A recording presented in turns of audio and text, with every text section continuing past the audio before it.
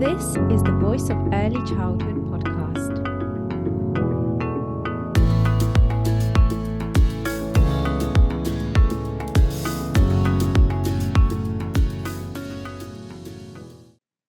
Hello, everyone. Welcome to the Voice of Early Childhood podcast. My name is Angelica Solinska. I'm your host, and today I'm joined by Gillian Craig, who is an author and educational consultant. She's focusing on English language teaching. So today we're talking about finding their voice, supporting children as they learn to speak. So thank you very much, Gillian, for coming on to the Voice of Early Childhood podcast. It's great to have you on. Thank you very much. It's lovely to be here. Yeah, brilliant. So we are talking about children's language development, and this will be a really interesting episode for both educators and specifically parents as well and family members. So, Gillian, I think it would be great to start with you talking about your own context as a parent, actually, and how previously you were a little worried about your own daughter's speech development a few years back. That's right. I was a teacher before I was a parent, and working with early years a lot. When I had my own daughter, it's amazing how much of your training and your knowledge, it's very, very hard to apply that to your own child when you begin to worry about them. And my daughter, I felt, was really, she wasn't producing much language. She was babbling, which was fine. Her first word came out at about 11 months, and she yelled "babby" while pointing to this book, and it was a picture of a baby. So that was great. It was all off to a start. She would say "mum, mum." She would say "dad, dad," and then nothing else for months. And then she introduced about 3 or 4 more words, and including "sit down," which was one of the strangest things ever. She was always just telling people to sit down. It was very enigmatic. I've never worked out where that came from. But we were getting to a stage, she was approaching 2, and there wasn't a great deal more than that. So I was starting to twitch, definitely, thinking, oh, should I get an intervention here? But then it was the strangest thing. It was like all of a sudden, she just started speaking and properly speaking. Not just the understanding and agreeing and kind of following instructions and things that she'd done before, but actually properly conversing with you. It was the strangest thing. And it had happened, but in my head, watching this, it seemed to have happened so suddenly. But of course it hadn't happened suddenly at all. And at that point, I could kind of see that the things that I had been reassuring parents of my students with before that time, I could actually see how that did apply now. And it was having to look back and see all the things that had actually led up to that and had actually contributed to her being able to talk like that. And also taking into account her personality and everything too. So it was a very salutary lesson in how children's individuality and their personality mean that all of these rules are very flexible around when they learn to speak. But unconsciously, we had been supporting her speech and had been supporting her in learning to do it without really being aware of it. It felt like it was just kind of all input in a lot of ways. But when you think about it, that's just how we learn. It is just how we learn. But to see it in practice was definitely very reassuring that what I'd heard was actually, it did all come together in the end. Yeah, and it was making an impact on her. Absolutely, and that she had taken so much in over this time. So yes, it was, and also when you are a new parent as well, I think you are so bombarded by, we have information coming at us all the time. We have experts everywhere telling us how we do this, how we do that. Whereas in the past, it would have been quite different. It would have been more within your community and your comparisons with others and things. So I think in a lot of ways, it really, it destabilizes you a little bit, I think, as a parent, especially as a new parent when you're not sure how to do anything.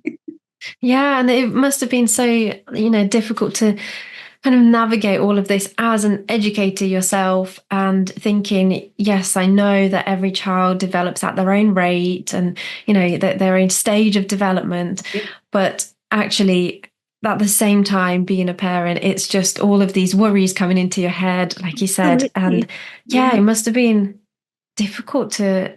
Did you speak to anyone as a parent? Because I guess as an educator, did it feel like you almost like had to know everything and not have those worries? And if you spoke to someone, they would think, actually, don't you know this already?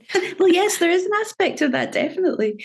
And the other thing is I should have kept all of this in mind when it came to her reading a few years later. And she followed exactly the same Oh, pattern. And you okay, think, that's of really course you're going to have to interesting. get an intervention. And then suddenly Mhm. she could read. It was it's so there's very much a personality aspect to it as well, I Mhm. think. But yes, it's as an educator, you do feel like, oh, I should know all this stuff, and that you should be Mhm. guiding your child more to do it. Um, Yeah. but that's not always the case, and that's not always how it works. And it's not necessarily that more is better. I know in your article you talk about slowing down and giving children the chance to communicate. Yeah, And, a lot of the time we do as educators sometimes and as parents, family members jump in to finish the child's sentence, especially when we do see them struggling to find the right vocabulary to express themselves, to pronounce a word maybe, and then we just quickly finish the sentence for them, and then they're just like, oh, okay, and they even nod, say that is what they wanted to say, or actually maybe it's not what they wanted to say, and we've just assumed. So it really is important to consider that kind of yeah, more input isn't always the best. I agree. Yes, I think you're absolutely right there. It's just, I think that waiting time is especially important, Mm. not finishing their Hmm. sentences and things, because that liminal stage where they know what they want to say and they're approaching the word, and sometimes they're going to describe around it. My nephew, he was trying to say medium, couldn't think what the word was, and eventually came up with little big, which was just Oh, superb. okay. But Yes, that makes sense.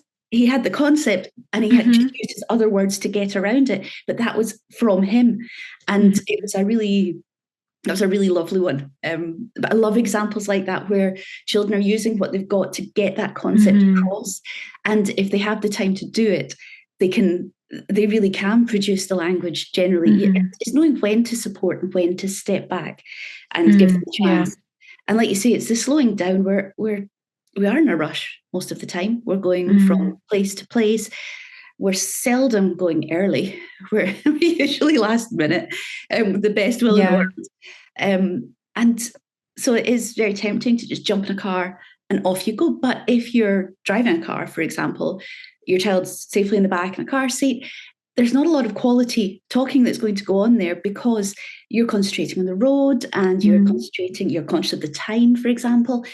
Whereas if if you walk somewhere, just to get, not even every time, just sometimes, but it Mm. just allows for a bit more space for actually talking and noticing Mm. things around you, finding the unusual, all of the things that you wouldn't notice while you were driving, Mm. for example. But when you're not in that position, you have the chance to properly interact about interesting things around you, and that gives a great kind of a way in for um, new vocabulary, for new ideas, Yeah.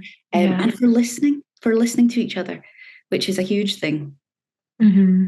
Yeah, definitely. Children do need to develop those listening skills in order to then be able to obviously develop their reading skills in terms of learning phonics and things like that. And that's just so vital. And that all begins with I was going to say early years, but actually, when they are babies and they are listening to the sounds around them. So I think it's important for parents to remember that when they're really young toddlers or babies are listening to things around them, are taking in lots of different sounds, and you're pointing things out and listening to the sounds in the environment, then, oh, there's an alarm going off. then then that is building those foundations of, not only early language, early literacy, and then that reading that comes later. And also, I was going to comment on when you were saying that, did you say your nephew? Yes. put kind of two and two, like two words together, little big, to kind of try and communicate medium. So it's so important to let them connect words together like that, because that is them using their critical thinking and showing that, rather than just being kind of using the right word straight away.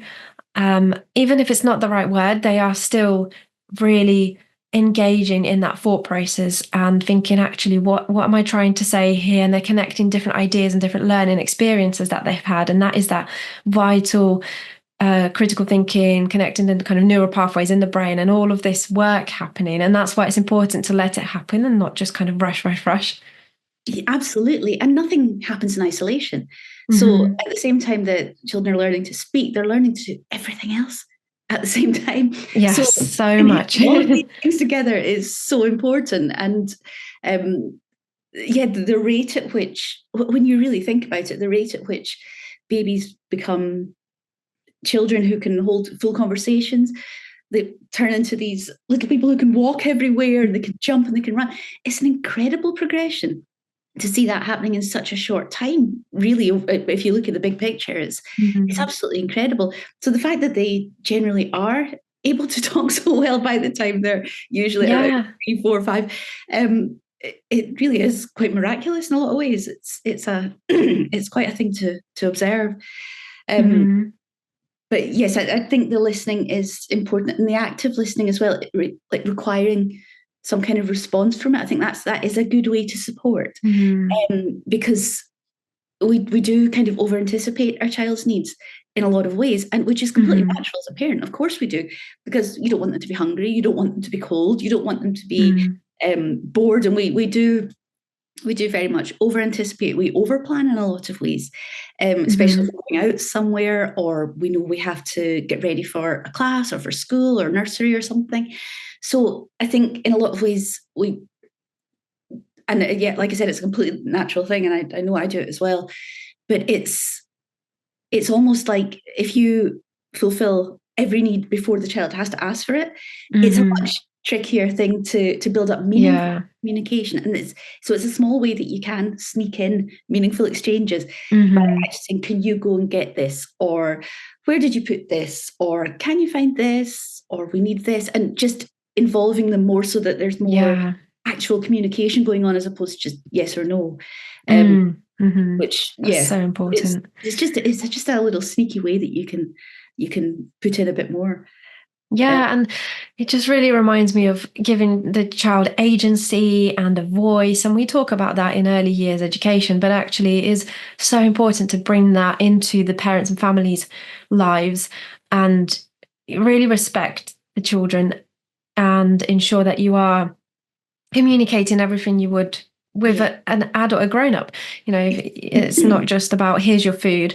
It'd be, we're having dinner soon. Is there something that are you ready in a bit? Are you still playing? Things like that. So you're actually having those discussions and conversations rather than, I guess, treating them as if they don't have language. Actually, they do. It's just they haven't showed it yet. Perhaps that it's not the same language that we have. The babbling exists and it is their language and it's their way. And actually they may be in their head saying the exact same thing that we may be saying, but in a different way. It sounds different. They're pronouncing things in a different way. So I think it's just respecting children as we would other adults as well. Yes. I think, well, I would say one thing, that can also be the illusion of choice, because the choices have to be acceptable to the parent. Or that's a very good point. So I wouldn't give free rein, but I would maybe, I think limited choices certainly for little ones, but it is that agency. It's developing that autonomy, feeling that there is control. I think I linked in the article to a wonderful video. Dan Worry, who's on X, he has collated so many of these. He's an author as well. He has a book out at the moment, I believe. But he collates these wonderful videos of children with different exchanges. Yes, they're so lovely. I just adore them. And it's from the smallest ages up till they're like ready to go to school virtually. But there are ones on motor skills, on children making choices, on language acquisition. There's so many, there's a huge range that he's collated from other sources. But oh my goodness, his commentary on them is always super.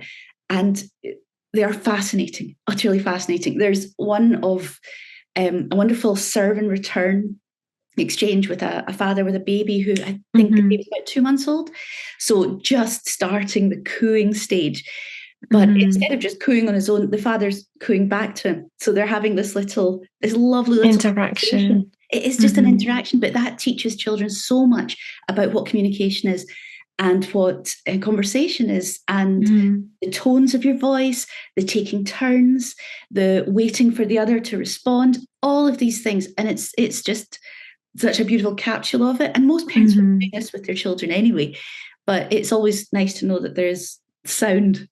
There's sound backing for it. It really is a great way to interact with children. It's just lovely. And then that, of course, grows with the child in complexity and in vocabulary and all these things. But just that awareness of how language works, even in such a small baby, is just incredible. Absolutely. Yeah, just a few weeks old. And like you said, a lot of parents and family members already do that with their children, with their babies. And it's so important to have that reassurance and that knowledge that, like you said, there is so much value in that, and to continue doing that, because a lot of the time, like you said, with your own daughter, you may be doing kind of like all the right things, I guess, but actually you just need that reassurance that you are doing the right thing and continue to do that. And I guess it's so easy to think this isn't working. Yes. I'll stop doing it. Actually, it's important to still do the things that are really valuable for your child's development, and obviously continue talking with them. And I think this particular example with the baby and father's serve and return interaction is so obvious to see how much there is to language. It's not just the language development and vocabulary and things like that. It's, when you talked about the like the emotional side of things, in terms of how they're having that conversation, the serve and return, taking turns, the eye contact. Yes. And it is all steeped in, I guess, emotional intelligence in the end, as children begin to develop that, and that awareness of other people, and awareness of facial expressions, body language, all of those things. There's so much learning going on in that little tiny interaction. Hi, it's Angelica here. Thank you all for listening in. I'm here to ask for a quick favour from the early years community. In order for the Voice of Early Childhood to continue creating free, valuable content and sharing voices, we need your help. Please hit the subscribe button wherever you're listening on. And if you are listening on a podcast platform, then check out and subscribe to our YouTube channel, where you can not only listen, but also watch the podcast and really focus in on the discussions. Or if you are viewing on YouTube already, remember that you can also find us on 19 different podcast platforms. Simply search for The Voice of Early Childhood and subscribe to get a brand new episode every Monday morning, ready for your morning commute or however you start your week. And as always, do share the podcast with colleagues, friends, and parents of young children. We have a lot of interested parents and family members listening in and reading the articles. So let's ensure more of them can access the free content. Let's encourage them to engage and keep these thought-provoking discussions going. Enjoy the rest of the episode. Absolutely. Yes, like I said, nothing's in isolation. It's all so interconnected, and communication, there's so much of. It connects back to the listening, actually, the active listening we were talking about. That is, again, such an important thing. And it's something that we tend to think of speaking as communication as speaking, but listening is really so much a part of it, that response to others in whatever form. But I've always found it quite difficult when, like, other teachers or like in a training session or something, especially if people are new to early years, you quite often get comments like, well, if some child won't join in or they're not speaking, I'll get them up and I'll make them join in. Why would you do that? Would you be happy if somebody did that to you? And that again connects back to what you said about we give adults choices, so why not children? It's the same principle. Like, you have to be patient, you have to wait. If a child's not ready to jump up and join in and be vocal, that's fine. That is absolutely fine, because they're still learning in other ways. There's so many other ways to gauge it, through their eye line, gestures. Are they following instructions? Are they noticing what the others are doing? There are so many ways to gauge it. And with the best will in the world, everybody up and join in. It doesn't always work that way. So the separate personalities have to be respected. Yeah. The individuality of the person has to be respected, whether they're big or small. It doesn't matter. It's still a really just a more respectful way to do it. Yeah, and sure. that focus, especially with like on educators, especially with the push for oracy and things at the moment that's coming in at the higher levels. I think that kind of push to speak can be quite damaging when if the child's not ready, if they haven't assimilated what they want to say yet, it's going to make that particular child feel more anxious about it. And they that's can the last backtrack. thing we want. Absolutely. So it's far better to just have a bit of patience, and then in the long run, they'll be less reticent to speak or to participate as well, which is the other thing, if they feel comfortable about doing it in their own time. And that's as much for an activity or a song as it is for just speaking generally. They will do it with more confidence when they are ready. Yeah, it's such a massive respect thing, like we both said, and really giving that child that agency to say no, because there is, like you were saying, that communication, there's a lot of communication in listening. It is part of communication. But actually, as well, something that I talk about, and I guess it kind of stemmed initially from research, but it is a very good point, and probably part of children's rights anyway, in terms of the right to silence and not just the right to speak. So it does say a lot if a child is silent, because actually that's them choosing perhaps not to participate, or communicating maybe through that silence that they may not feel confident to, like you said, and then that can create that anxiety if they're pushed. So yeah, it's definitely very important to see, I guess, silence and lack of participation sometimes as communication rather than, to always see it as communication rather than a child being difficult in quotation marks or reluctant and things like that. And then considering whether there is something there that, might be something to address in terms of is the child often not taking part and silent, and is there something that they need support with? But initially always seen as this is a form of communication. Absolutely. I completely agree with that. It is just it's not something we're necessarily comfortable with. I don't think as humans, we're just not really comfortable with silence in conversation. Yeah, for sure. We don't sit well with it. So you do want to fill those gaps in a sense and get the speaking level up, but it you've got to be saying something. It makes such a difference if what you're saying has meaning, if there's a reason for the communication in the first place. Yes, yeah. And I think that's something that is also difficult to balance and to really help stretch your child's vocabulary or whatever. I think it's definitely, I guess the choices, yes, are part of it. But if a child they know what to expect at lunchtime. They know what to expect at this time or whenever. They know what to expect at bedtime. But if you can do something that is a little bit different or that requires actual response, that is going to help prompt a little bit more language from them. And just maintaining those routines, and which is another reason why reading at bedtime is such a wonderful thing to do, because you have the reading aloud, the children hear how you tell a story. I mean, we are stories. This is how we tell. This is how we relate what happened in our day. We relate what we had for our lunch. We relate what we did at the weekend. It's all a series of stories. And reading, especially at a nice time, I say bedtime reading, but that's just because it can be any time that's relaxed and peaceful, and it's that one-on-one quality time that really allows a child to listen and hear what you're saying, follow that cadence of your voice and how we tell a story, how we organize the events. There's so many aspects to it, and letting children join in and telling the story when they're familiar with it. That's another wonderful video about that. Yes, I remember. How that child, well, she was less than one, I'm sure. She was just I think so, yeah. She took the book and she was quite confidently telling this story without using any of the words. It was amazing.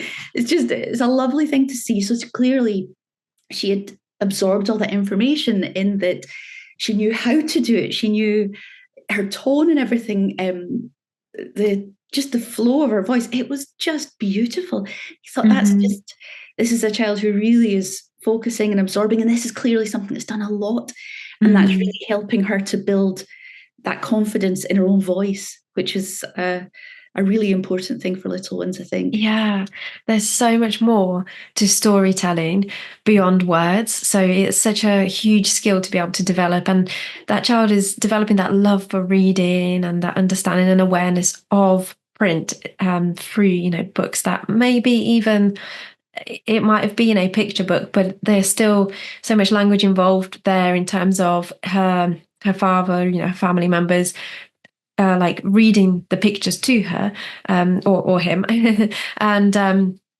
then the baby as well, picking that up and either reading or just mimicking and repeating and bringing their own babbling to it.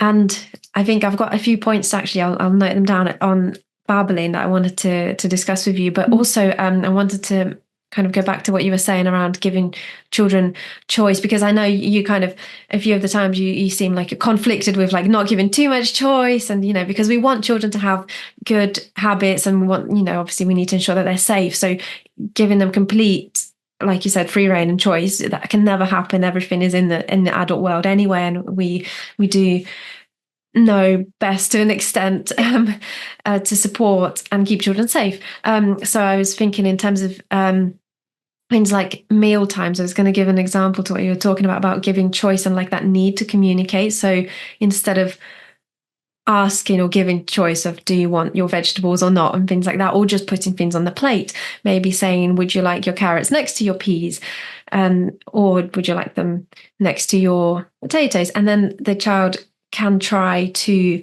actually communicate. Instead of then giving them that closed question of yes or no, they can say next to, or they can say peas, or next to my peas eventually. So it's really giving that, like you say, that creating that need to communicate, and at the same time respecting them, giving them that choice and that agency. So yeah, there's lots of little things like that parents and family members can do, just having dinner together, and yeah, like you were saying earlier, going for walks. There's so many different ways in the day-to-day routine that you can bring so much more language in.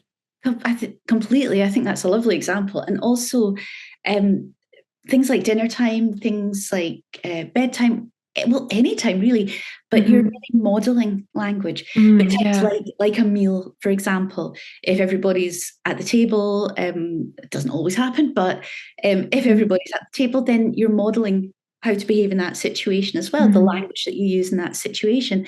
And all of the modeling is where your children pick up the first ways in which to do things. So, yes. There's so many ways in which it's valuable, including that choice example that you gave. That was a lovely one. And yeah, it can be done with so many things. Just day-to-day routines. And in terms of babbling and I guess a kind of like baby speech, and with babies having and young children having words, that their own versions of words for things. So things like, when you mentioned your daughter saying like dada, mama, or things like that, and there were some other, I think, words maybe in your article that you mentioned. How would you say, in terms of I guess with your background of teaching and supporting English as an additional language, in terms of babbling, is that something that is useful? Because we talk about serve and return. Is it useful for an adult to then repeat the babbles? Because at the same time, we're talking about modeling language and the use of language. So it's, I think, sometimes for parents especially difficult to gauge whether we repeat what the child said and their kind of version of the word, like in baby talk, I guess, or do we then repeat back what we think they're trying to say as the, again, in quotations, correct word for the language that we're using? Well, I think partly that depends on whether you're sure about what the child's trying to say or not. If you are, then you can rephrase that. I think that's probably a useful thing. Like if you get a oh, the water, you want the water, you can do it in that way. But I think it's not particularly. It's a really good question. I don't think it's particularly natural to babble back to a child in a lot of ways. Maybe a few sounds. And I think you do it more as an encouragement than anything else. Yeah, it's part of that serve and return, really, absolutely. Isn't it? Yeah. But I think quite naturally you start to use the real words for things, and also I think parents quite often take on the words that their child uses for ease of understanding as well at times, and you can use both. One of the words my daughter used for water, and she did this for ages, was tur. And you knew that tur meant water, and it must have been so half of the word. Tur. It took us ages to work this out. Tur, and just, like reaching for our water. So we would say, "Oh, you want the water? Okay, here's the water. Here's your tur," and you can use both interchangeably. I don't think that's really a major problem. I mean, you see it with bilingual children all the time. They are having to learn 2 words for virtually everything. Yeah, that's a really good point. I think the other thing is as well, like when it tends to be like more concrete things that children and parents as well are pointing to, referring to something that actually is visible, you can see. So in that way, if it's that kind of thing, I think that is an easier thing to reframe in the actual language. If it's completely incomprehensible, which it does sometimes tend to be, and you can't work out what it is, I think, probably. That's a very good question. I'm trying to think how it's difficult, isn't it? Because in the classroom and older children, it's more difficult, I guess, because with babies, it's naturally to babble back and have that serve and return, exactly what we were talking about in that lovely video. And it is just what we do in order to, I guess, express to the baby that we are hearing and understanding them, and we're on the same page, on having the same language, essentially, by repeating what they're saying, and that reassures them, and you build those connections. But then, like you say, introducing words, and I guess it's a constant. It's probably a progression, like you say, introducing more words and using both, and then it's just hard to gauge, I guess, when is the right time to stop using the babbling, and also to introduce more words, and then eventually just stop introducing those words, because actually the child may learn to use both words. It's true. And I think forever. The other thing is that it just occurred to me there as you were speaking, I just thought the other thing is that children, I guess, like even babies, I'm thinking about babies here, who obviously you can't ask about this, but they'd be quite confused if their parent just started just babbling at them as a general rule, because that's not how they have heard language from the start. So and what they are producing is like an approximation of what you are doing. Yes, yeah. So actually in their head they think they're talking the same words, the same language as you are. They're trying to anyway. But it sounds different. I think this is something, because we can never know it. I think that's what we can't ask them. is happening. Oh dear, but you do see how it's at the level of understanding of children as well, like through their babbling and things, and like the questioning voices and the way they I remember taking a video of my daughter once when we'd had a disaster with the house. We had to go and stay in a hotel, and she wouldn't go to sleep, and she was sitting on the hotel bed, and we were just chatting backwards and forwards, and she must be about, I think she's about 8 months old or something. And I was asking her questions, and in this video you can see her, I'm saying, say, you should be asleep, shouldn't you? And she's going, I'm not go to sleep yet. And I'm thinking she's actually responding. She's responding to the questions in my voice, but she is actually taking on like an actual role in this conversation, a proper response. I guess probably because those are questions I asked a lot. Should you be asleep? Yes, you should. So I think probably that as well, like taking that cue from whatever you're asking. Yeah, exactly. I guess it's so important. That question it certainly isn't a black and white question. You should stop at this time, or you should or shouldn't babble and things like that, or repeat their words. I think it's definitely about everything that you have been talking about so far in terms of communication, and not just language in terms of vocabulary. It's not just about, do you repeat a certain word or do you introduce a new word? It's about the interactions and that communication and everything that involves, like you say, that intonation and facial expressions, listening and speaking and serve and return, and bringing it all together. As long as the child does have all of that input, then it's always okay to babble and use their words, as long as they are then equipped and constantly learning and hearing a variety of other language and sounds and vocabulary. Totally. And also the words that children come up with for things are hilarious. So funny. And it would be such a loss not to use them more.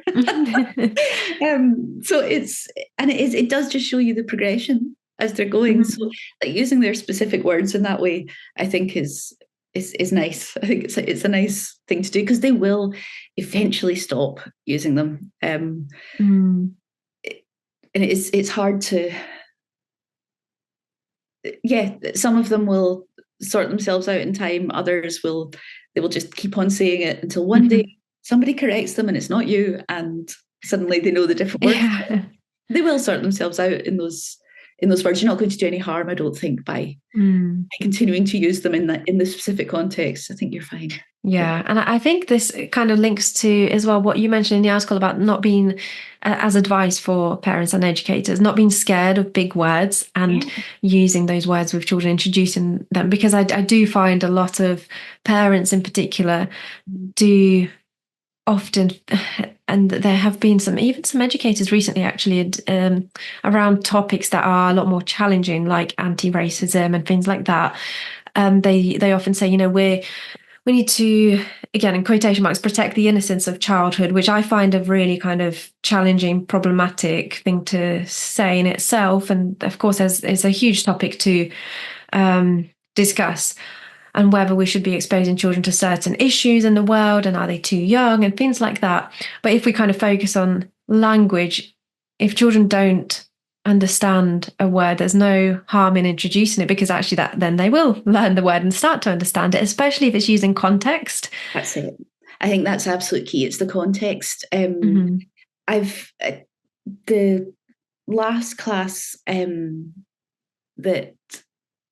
certainly the last regular class that I used to teach in Singapore, they were a group of 3-year-olds, 3 turning 4. And one thing I really focused in on them was helping with a richer vocabulary. So we did like our regular things, our topic-based things and stuff, but we would also use the other resources to pull out examples of, for example, feelings and things like that. So I would have every few weeks or so, I would change like our keyword that was for that. So for a few weeks, it would be, for example, resilient. And we'd get examples of resilient. We'd name it when we saw it in the class, like somebody not giving up after a game, or not overreacting if somebody stole their toy or something like this. We did persistent. We also named feelings like frustrated, things like this, because children, even though they don't have a big vocabulary to describe things generally, they want to express those things. And if you're limited to sad, angry, happy, fine, like the general ones that people will say, are you okay? Are you happy? It's and all you can say is I was Yeah, going to say, is say sad or happy, and there's not much else there, but actually there's so much more involved, and actually so much maybe more. we're limiting them already, and that's where Yeah, the issues we have with people not speaking about their mental health, actually that a yeah, lot of that can come, especially because we're talking about emotions as your example early on, in terms of children being equipped with a wide array of vocabulary around mental health, regulation, feelings, emotions. yes, Emotional definitely. vocabulary, isn't it? It is emotional, and I think the one that really I've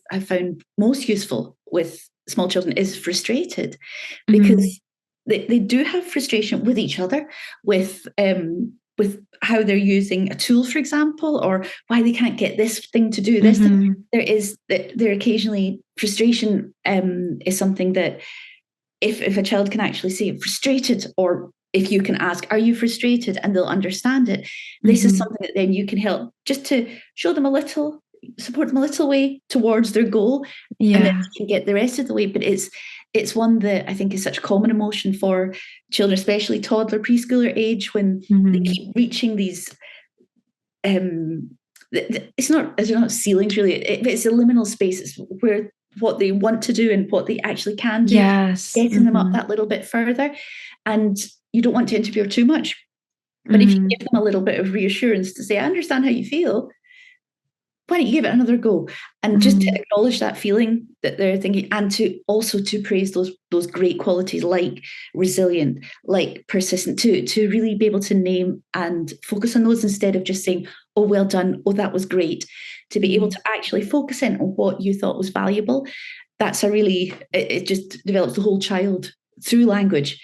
And any child that knows dinosaurs, I mean, Yeah. these children are not scared of big words. They are not scared. And there's something so good about the way a big word rolls around in your mouth, and how Mm. exciting it is to say.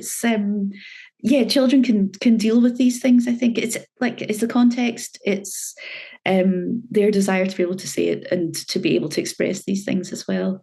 Mm-hmm.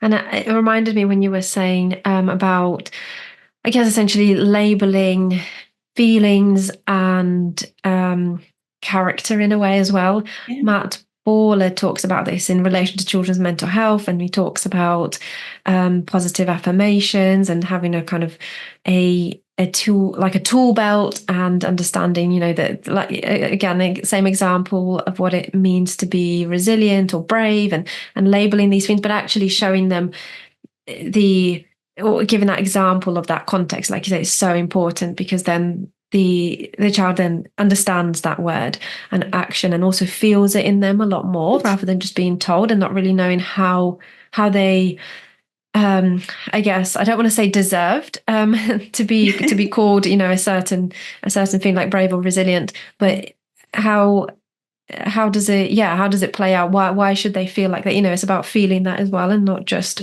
being told you're brave or something like that. So I think Yeah. that's an interesting link there. Yeah.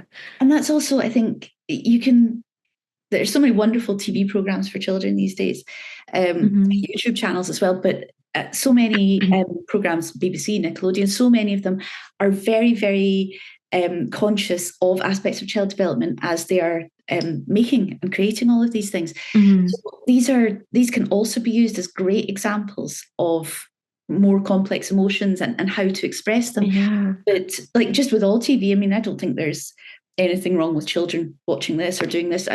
Everything in moderation, but it's definitely a lot more meaningful if you watch it with your child, or That's a good point. you can engage them about it, talk about it afterwards, and Yeah. it's a less passive experience. Yeah, and I guess you could really solidify those like learning points in the Mm. videos.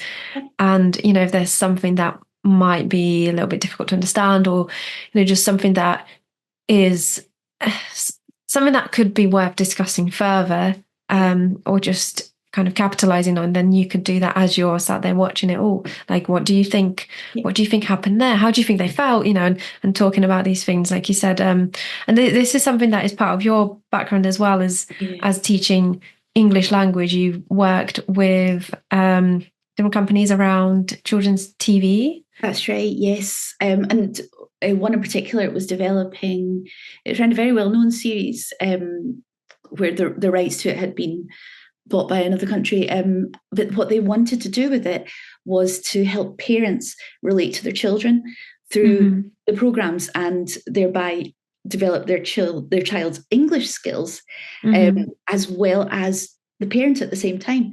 Okay. Weren't so comfortable with it, so it all kind of came together beautifully. But it was very instructive in terms of just what goes into these programs that is really just so intentional in terms of supporting just the whole child development of like values that you want to see in your child, things like resilience, persistence, bravery, and empathy, all of these things. I think it's a really valuable thing. But the other thing that's interesting there, as well as like to connect to the discussion you were talking about, like how you can talk to your child about these things, it also depersonalizes it as well. So for example, if your child has issues with sharing, which they all do, let's face it, they all do, it lets them comment on something else, say that's not fair, that's not right, and to remove themselves slightly from it, because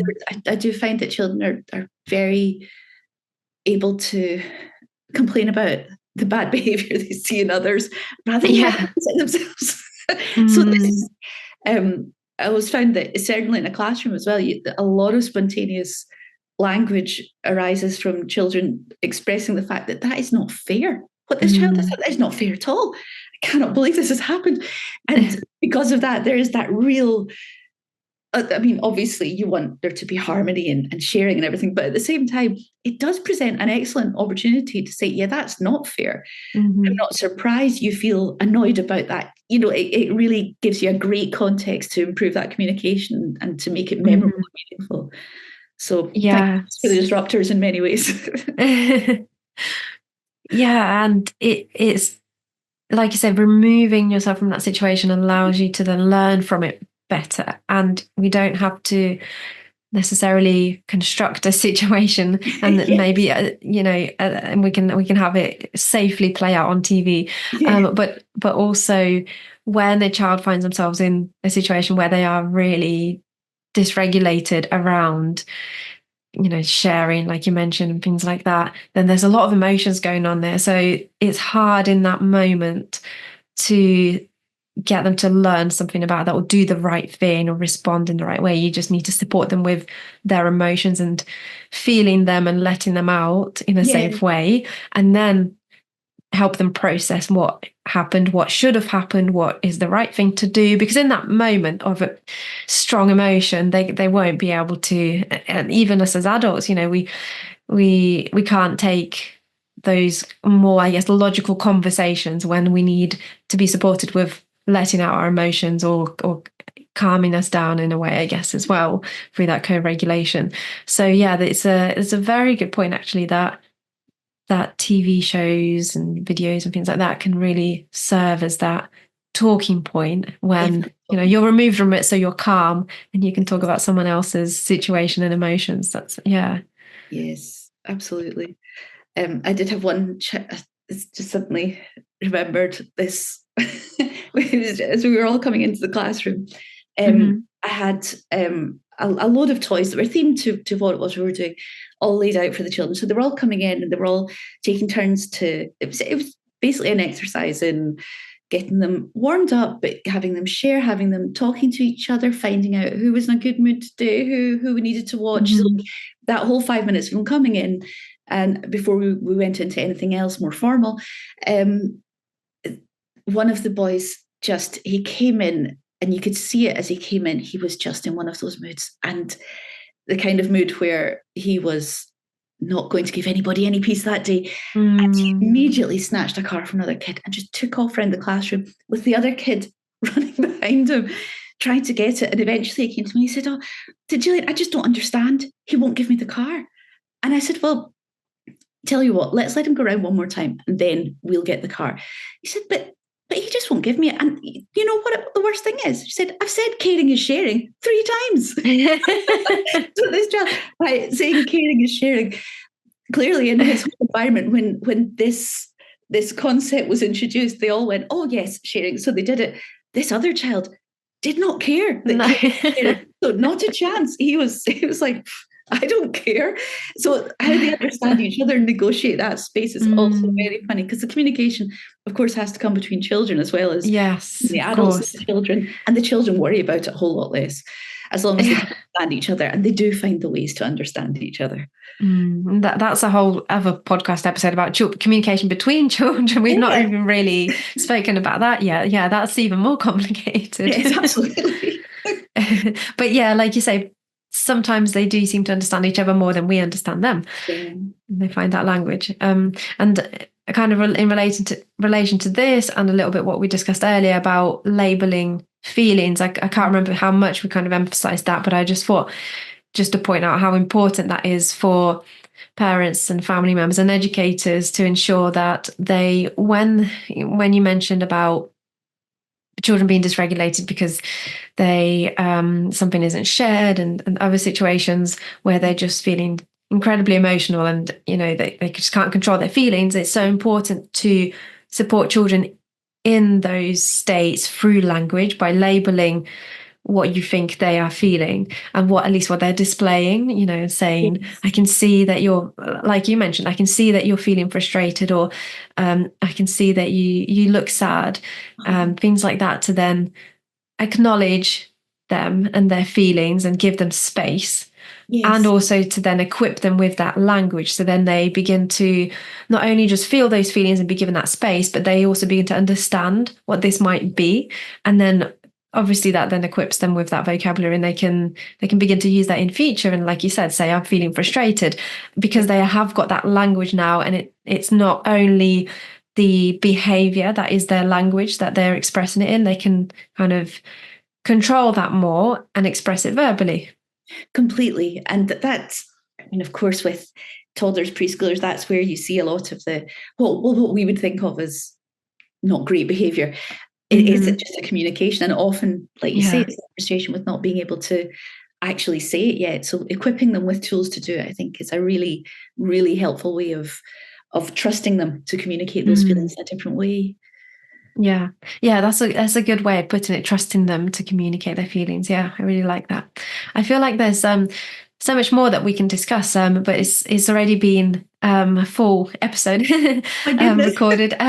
So yeah, we've mentioned so many different things, and to all of the listeners and viewers, I'll just mention a few things from Gillian's article. So there's quite a few really useful tips there. So things like we mentioned around, what are you already doing that is the right thing to do and really valuable. So reading to and with your child, using songs and rhymes, that serve and return interaction like we discussed, asking questions, being genuinely enthusiastic and interested in what your children are doing, and then modeling speech for your child. And then other things as well, again, that we mentioned around creating that need to communicate, slowing down, thinking about taking into account your child's personality. And I guess, especially from an educator's perspective, really tuning in and getting to know that child. And then not jumping in, and not being scared to use big words, and some more things there as well. So lots of really great points there in the article. Thank you, Gillian.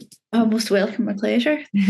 And we'll also have those lovely videos that we discussed from Dan Bury. So those are in the article as well for people to have a look at, and to really, I guess, see those brilliant interactions and examples. And I'm sure a lot of people are already doing things like this, and to kind of reassure them that, yeah, this is the right thing to do, is really, really valuable. It's not necessarily it's right or wrong, but it's in terms of, how valuable it is for children's development and just enjoyment and that interaction with your child. But yeah, so that is everything. So Gillian's article can be found on the Voice of Early Childhood website. There's a link in this episode description. And then I also mentioned Matt Bawler's article earlier, which is around proactively promoting positive mental health. And it does link quite a bit to what we discussed, actually. So that link is also in this episode description. And then another really interesting article that links is The Power of Play in the Absence of Language by Marlis Juerging-Coles. Similar to your work, actually, Gillian, in terms of supporting children with English as an additional language and developing English. So that might be of interest to some of our listeners and viewers as well. So do check those out. But yes, once again, thank you so much, Gillian. It's been lovely to have you on and discuss things. And really, I felt like it was a real serve and return kind of discussion. We were kind of really problematizing things, and it was nice to kind of discuss wider things and not necessarily have a right or wrong, but everything, like we said, is that progression and journey. Yes, I agree. I really enjoyed it. Thank you so much for having me, Angelica. Thank you.